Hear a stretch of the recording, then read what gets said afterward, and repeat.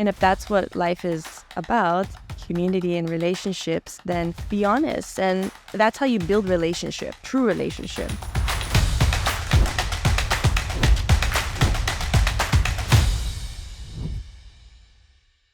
Welcome to the Canadian Dream podcast. Today I have a guest who is technically an immigrant, but she came to Canada when she was 5 months old. She is a young entrepreneur. I have an immense pleasure to talk today with Raquel. Hey. How are you? Good. Thanks for having me here. You were born in the Philippines, but you were made in Japan. How is that? I find that fact so funny.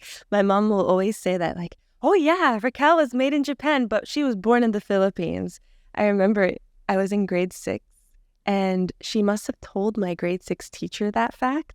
And we were studying about Japan in grade 6. And I remember she said it in front of the entire class.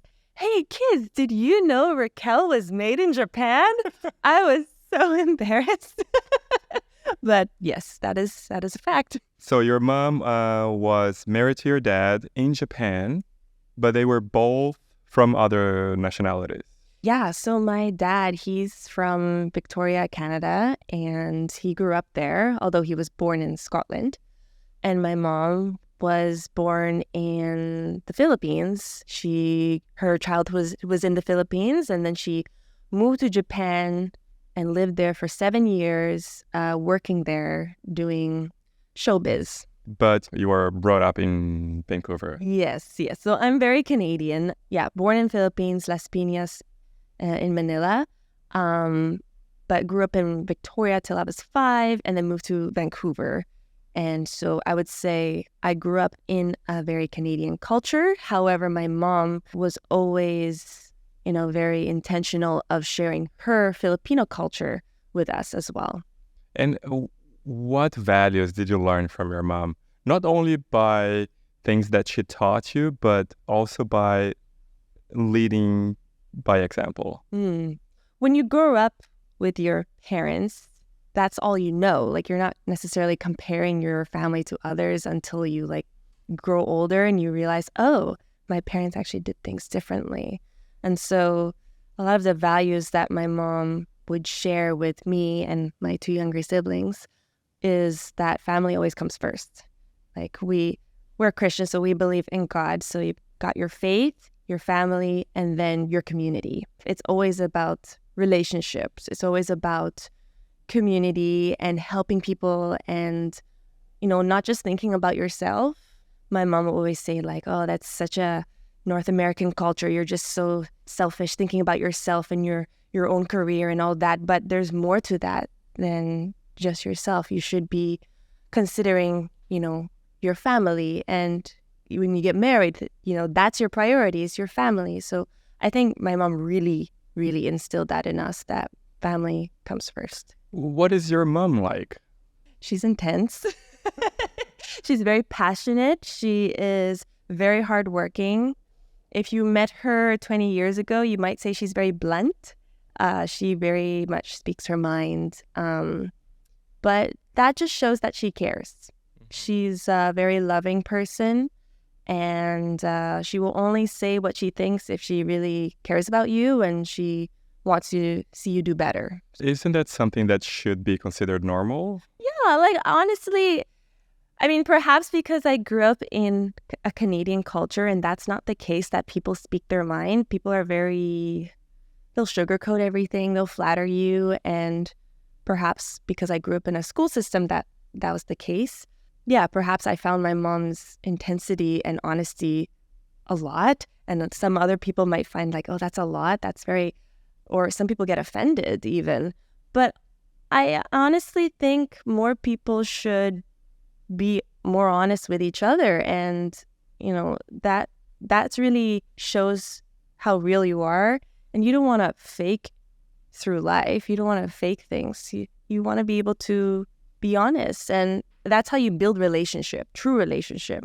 And if that's what life is about, is community and relationships, then why would you fake yourself through that? I was born in Brazil and I lived in Germany too, and in other places, including Italy, for example. And every time I moved, there were a lot of nuances that I had to learn. And it's so easy to just complain. Oh, Canadians are like that. Oh, Germans are like that. Oh, Filipinos are like that. But I think it's very important, especially for the podcast, to show that we understand that there are differences. Yeah. It doesn't mean that the Canadian way is bad. It's just how the society has been structured. So people sugarcoat a lot, etc. So it sounds like we are saying it in a negative way, but at the same time, no wonder so many people love Canadians because We're so nice. they're so friendly, right? And so respectable. So you can't have everything, Yes. right? And now you are 24, 25. 25. You're 25. So are you able to actually guide your mom and other people, for example, other immigrants, on this very complex society? And what tips would you give to someone who doesn't even know what Canadian society is like? Right. So there's that cultural difference between a Filipino culture, which is very much speak your mind, and that's how you grow close with somebody, is you're very honest, even if it's offensive, but that's the way it is. While in Canada is you're a lot more gentle, and you want to make them feel as comfortable as possible. So you're gonna, say the good things that you see in them right away. And I really think that's important to do so, because that's how you start building your relationship on a good note, instead of being blunt and showcasing and pointing out the things that are negative about a person. It's not the best way to go about making friends, I would say. When I was living with my family, there might be things that my mom would say, and I'm like, maybe you shouldn't say that to that person. They might be offended. And, my mom understands now over the years of living here. In the beginning, when my dad would coach her through like, oh, don't say this, this is how you make friends here. It was hard for her because there's that huge cultural difference. The less you say, the better, right? Mm-hmm. Because you're going to ask questions, therefore you're going to get to learn more about the other person. Yeah. And you're taking less risks by saying things that might be inappropriate. That's right. Well, that's just it. Like, I think asking questions is the best way to go about getting to know somebody. People like talking about themselves. So if you want to get to know someone, instead of pointing out things, or you want to really get to know someone, you better ask questions. And so having questions ready for a person and letting the conversation naturally flow that way and make it about the other person and not yourself. Yeah, that would be the biggest tip. Ask questions. Ask questions. Ask questions. Good questions. Not invasive questions, of course. Respectful questions. Yeah. To get to know someone genuinely. You went to school here. Did you go to university in Vancouver too? That's an interesting question. When I graduated in 2016, I was going to go, well, actually, I did go. I went to Trinity Western for business, and that's what I was really set on doing. A lot of things happened during that time, and it really didn't end up well for me, and I was very lost in what I was going to do, because that was my plan, is to go to business school, and it didn't work out. And so I signed up for an 8-month internship at our church in downtown Vancouver. I was there all the time, and it really changed my whole perspective of who I am and what I'm supposed to do in this world. I would say I was quite selfish before. I was really wanting people to like me in high school. And so I would do things for people, or, it would all be self-serving though. Of course I cared about them, but it would be so then they would like me. Now I really believe in, if you want to have a fulfilling life, it's about helping others. That's a lot of people who are feeling down on themselves or feeling like, oh, life's against me, honestly, the best thing to do is to help somebody. Don't stop thinking about yourself. You go help somebody, and that will be the best way to feel better. And don't just do it for yourself, though. Genuinely do it because you care. That's the key. And that's what you did during your internship? You helped a lot of people? I had no time to think about myself. There were so many people we had to help. And I was in the family program, so I was working with babies, toddlers, kids, and youth. So I got to experience what it's like to help mentor these kids and also hear their stories and what they're struggling with. I had to step up and mature and learn, to be someone that could help lead these kids, but also serve them. So you never went to college, Yep. but you started a business instead. Yep. How was that journey? Let's talk about that. I think in my mind, the reason I wanted to go to business school is because ultimately I really looked up to my mom, and she was a very successful entrepreneur. And I'm like, well, business school must be the way to go because that's where I'll have a higher education and learn how to run a business. Fun fact, my mom never even went to business school herself, and she has a successful business. So here I am today. I got to start a business with the help of my parents, and I'm so grateful for that. I did not need to go to business school to start. And how did that start? What is your business about? My business is, okay, here's where I'll start. My mom got very, very sick in 2015, 2016. If you look at our picture together when I graduated and she's beside me, she looks like a twig. She was so skinny. She had lost so much weight. She had a lot of her organs removed. She had to stay like at home for like 3-4 months. And if you know my mom, she's a busy bee. She wants to work. And so for her to be in bed for 4 months was torture. It was during that time she was looking for some ways to heal her body without taking a whole bunch of medication that had all these horrible side effects. So she had went on a solo trip to the Philippines to visit her family. And while she was there, she visited an organic coconut farm. There's a lot of great health benefits to using coconut oil in your diet. While she was there, she met the coconut farmers, the producers, how they made the oil. And when she came back, she's like, I met the most amazing people who made the most amazing coconut oil I've ever tried. And the next time we're in Philippines, you got to go visit them. And I was like, yeah, let's go visit them. That sounds amazing. That sounds so fun. I was just blown away with how much time and care they put into making it. There's a lot of different ways you can make coconut oil. The way that they make it, they don't use any heat.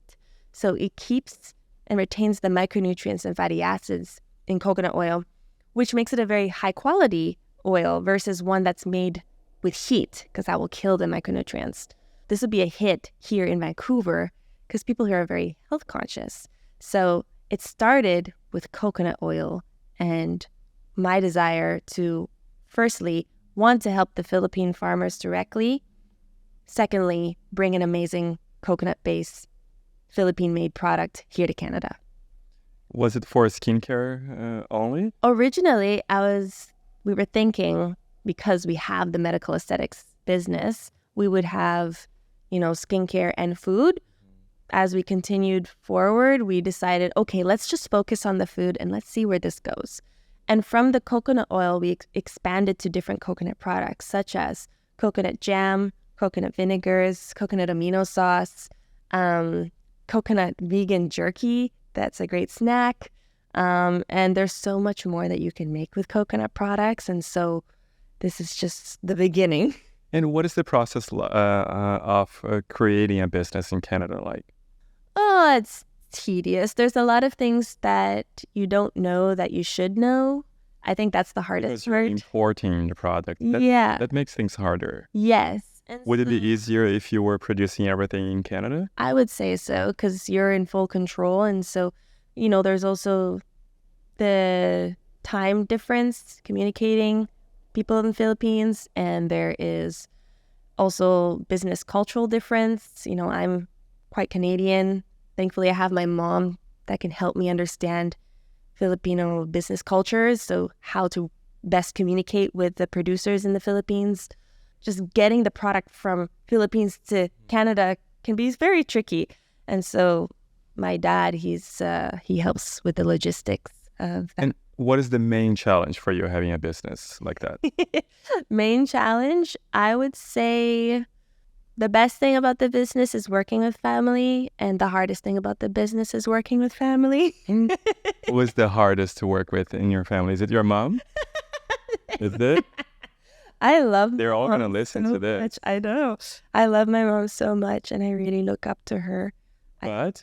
No buts. Oh. It's and she's passionate, and she's hardworking, and I guess sometimes I compare myself to her, and I forget that she's 24 years older than me, and that You will get there.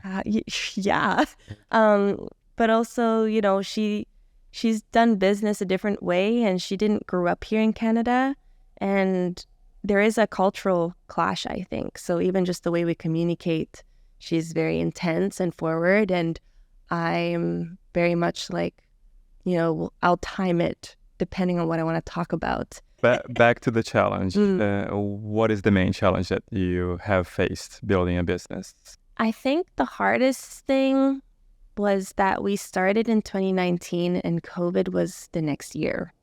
And that was a big challenge because I was just starting out. I don't have like proper systems in place at this stage once COVID hit. I was very much like, what do we do? Like, we don't know how to navigate through this. We've never been through anything like this. Yeah. And I don't know how to move forward with a food product that people need to try in order to want to buy. So everything went online. And to be honest, I don't love like posting on social media. I do it for, you know, my own entertainment. But when it comes to posting for your business, you have to be very consistent. You have to be, you know, very intentional about what you're posting. And I thought I would be good at it. And to be honest, I kind of dread it. And so that was very hard for me to have, you know, my family, of course, helping me, but I'm the only one hands-on doing social media marketing. And to sell a food product, you have to, you know, show how yummy it is without them trying the food. They have to see it visually. What are the traits that you think that you have and that helped you lead the business now? The skill I've always had was drawing and being artistic, and now I love designing things. And so I designed the packaging for our business. And so having that artistic side to the business is nice to have. And so I'm able to, you know, be in control of designing our websites and the packaging. And I would say a skill that I've learned because I was so shy in high school, I didn't like people. But during my internship at the church, I had to talk to people. And I'm so glad I went through that because now I don't feel like I'm so shy anymore. I can talk to anybody and I'm fine. And so being able to do that, I've gained some skills in sales and marketing the product in person. So one of my favorite things to do with the business is doing markets, where I met you. At the Stevenson Salmon Festival, I'm able to showcase my products in person, let them taste the product. I can share our story, and that is a very valuable skill that I've learned over time. And I would say that's probably one of the most valuable skills I've learned. And when you're talking to mostly Canadians or immigrants living in Canada, what have you found that helps you sell to Canadians? Selling to Canadians. Okay, I'll say this. In comparison to Filipino packaging and visuals versus maybe North American visuals and design, I would say at least North Americans, they really pay attention to how a product or something that's being sold is designed, the design aspect. How's the packaging?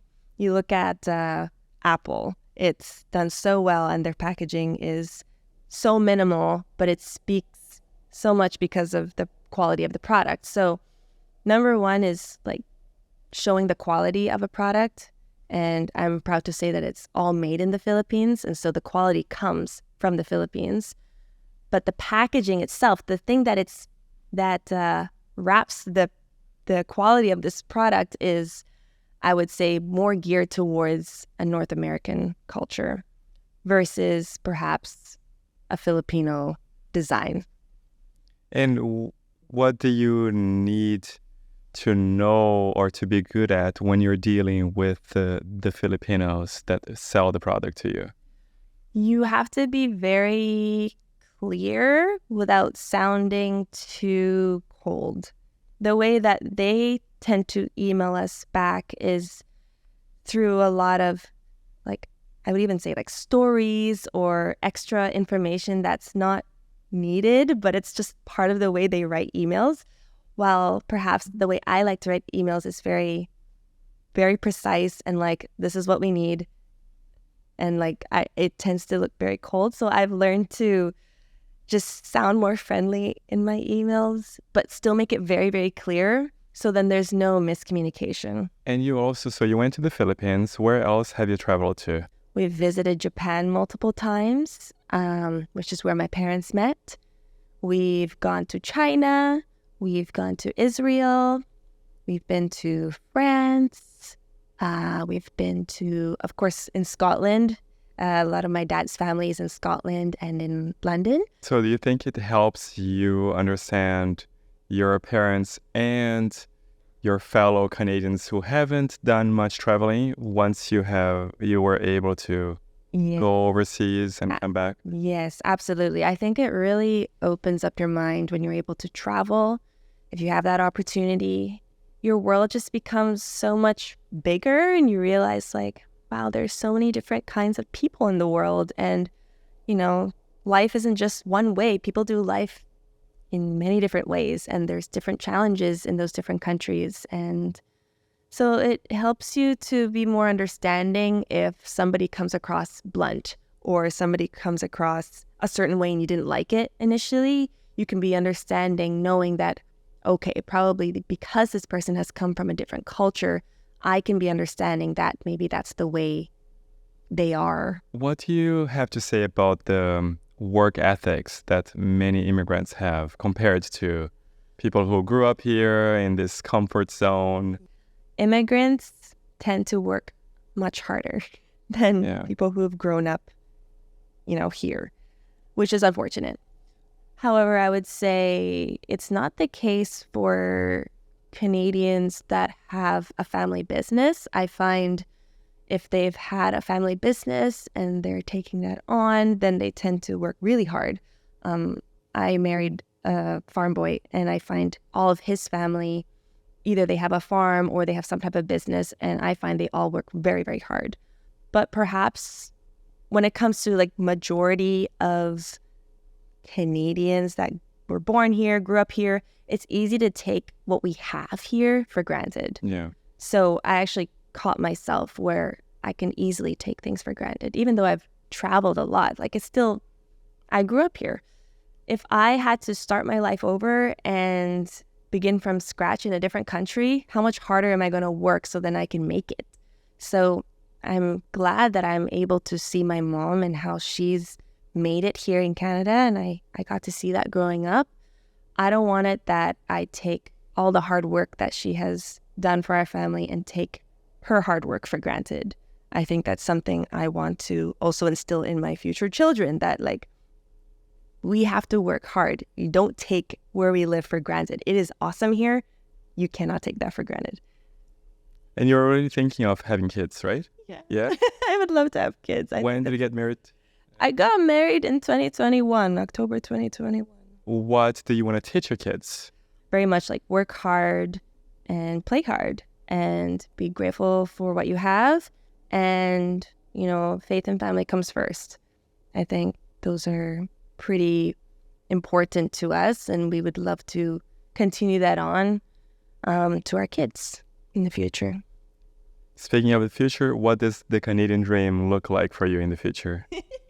My Canadian dream is, of course, to have a family here in Canada, that our family can stay close to each other. I love being close to my parents and my siblings. I think that's That's really helpful, especially when we're thinking about having kids. The Canadian dream is that my family now and my future family will, stay here close by in Canada, that they don't feel like they need to move somewhere else to have a better life, that a good life is right here, close to your family. And, to also continue to help our family together with our family business. That is something that we really spend a lot of time on, is family business, helping each other out, and just building that community again, a strong community with our family and extended close friends and relatives. Family, friends, community. That's the way it is. That's the way it should be. I like all that. So for people who want to find out more about Bukobaba, Yes. Where should they find more information? So if they want to find us online, they can visit our website at bukobaba.ca, or they can find us on Instagram at bukobaba.essentials. Thank you so much, Raquel. We're going to put the link to Bukobaba in the description for the video or for the podcast episode on Spotify and on Apple Podcasts. Thank you guys for tuning in. And if you're watching this on YouTube, remember to like, to share, and to subscribe to our channel. Thank you so much, and see you on the next episode.